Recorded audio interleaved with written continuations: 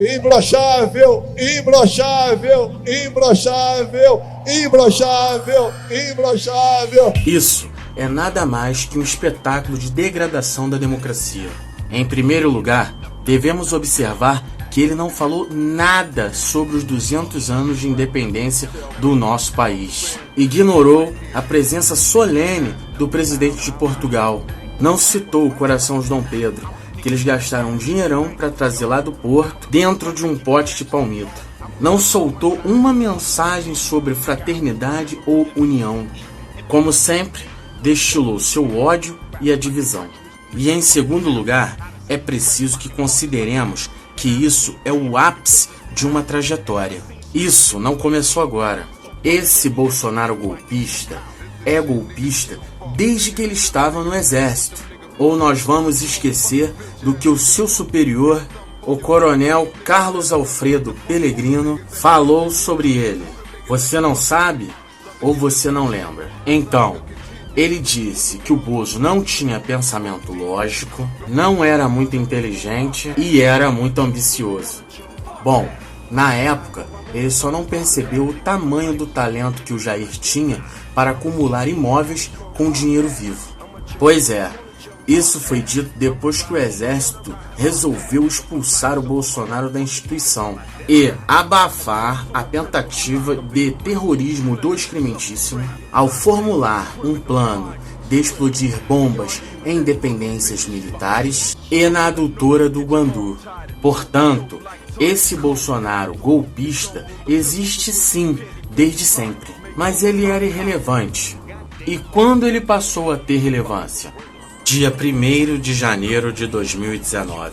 Os dois discursos de posse já tiveram laivos de golpismo. Ali, ele já começa a falar de uma restauração do Brasil, de uma mudança ideológica, aquele típico discurso do fascismo. Ele poderia muito bem ter falado sobre economia e projetos sociais, que é o que o povo necessita verdadeiramente. O primeiro ato golpista de fato foi nas manifestações de 26 de maio daquele ano. Notem que até ali o Jair não tinha perdido nenhuma no Supremo. Mesmo assim, os manifestantes estavam levando faixas pedindo AI-5, intervenção militar com Bolsonaro no poder, fechamento do STF, com o Bozo endossando tudo isso. Inclusive, por conta desse episódio, o MBL, que o apoiou no segundo turno, imediatamente rompeu com o governo por conta dessas manifestações. E o resultado, nós sabemos, foram massacrados pelo gado.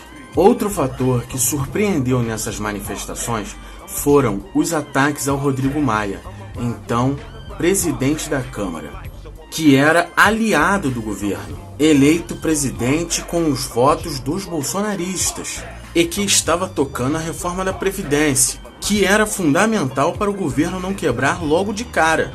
A mesma coisa aconteceu com o Davi Alcolumbre, que eles também ajudaram a eleger como presidente do Senado. Para vocês verem que o que eles queriam de verdade era acabar com o Congresso Nacional. Tanto é que o Dias Toffoli entrou em ação depois disso, articulou e freou uma tentativa de impeachment da Câmara por conta dessa atitude golpista do Jair. Por isso, temos motivos de sobra para insistir até que o Supremo ajudou a governar o Brasil. O STF tem sido aliado do Bozo em muitas causas. A reforma da Previdência, por exemplo, que era inconstitucional, mas mesmo assim o Supremo ajudou a fazer o texto. A PEC do ICMS, a PEC dos precatórios, a PEC kamikaze, isso tudo era inconstitucional e o Supremo poderia barrar. Agora, imagine se o Supremo dissesse não a tudo isso. Seria o caos. É mentira que o STF cria dificuldades para o Jair governar. Ao contrário, facilita demais a terra. E isso veio dando pauta ao Bozo. E, de discurso golpista em discurso golpista, ele ganhou espaço.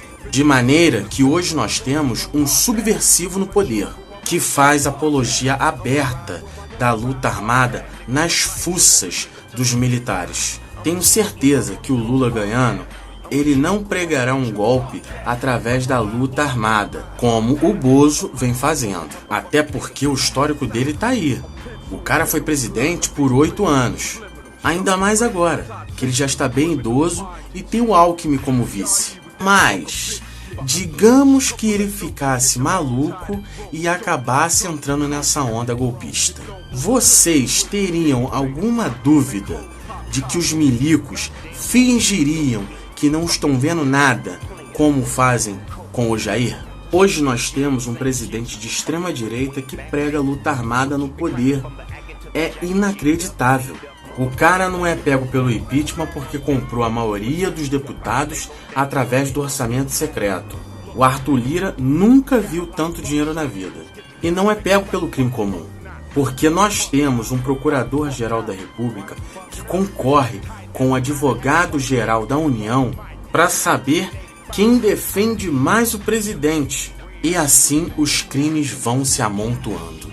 Até que chegamos a esse espetáculo lamentável desse último 7 de setembro. É preciso que a sociedade brasileira enxergue que, apesar do Jair ser um ignorante convicto, ele segue uma tática da extrema-direita mundial. Prestem atenção, existem livros que reforçam muito bem isso aqui que eu estou dizendo, como O Povo contra a Democracia, do Yan Shen Mao. Outro muito bom é Como as Democracias Morrem, do Steven Levitsky e Daniel Ziblatt.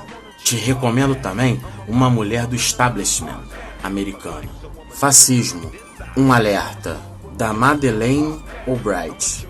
O Crepúsculo da Democracia, da Anne Applebaum. Entenda também por que essa gente tem ódio de pobre, lendo Aporofobia, da Adela Cortina. Mas eu aposto que é tudo comunista. Lamento te informar, não são não.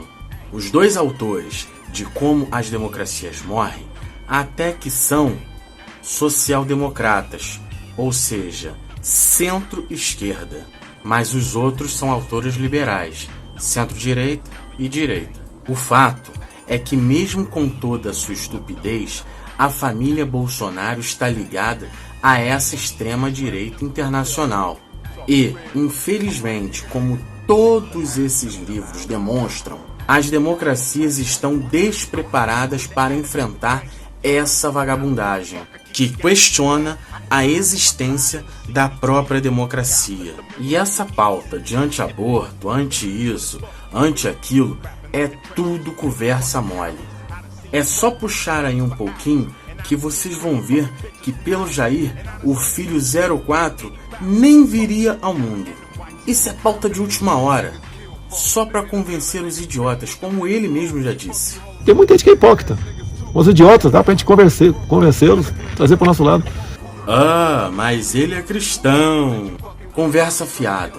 Quem é cristão e segue os ensinamentos de Jesus não faz apologia da morte como o Bozo faz. Isso só serve para seduzir as pessoas desinformadas, que não conseguem ver todo o lobismo que existe da indústria das armas por trás do capetão. Insisto, as democracias estão despreparadas para enfrentar tudo isso. E quando alguém resolve encarar, leva pancada de todo lado, que é o que está acontecendo com o Alexandre de Moraes. A única frente de contenção que existe contra o assalto à democracia são os inquéritos que estão sob a responsabilidade do Xandão.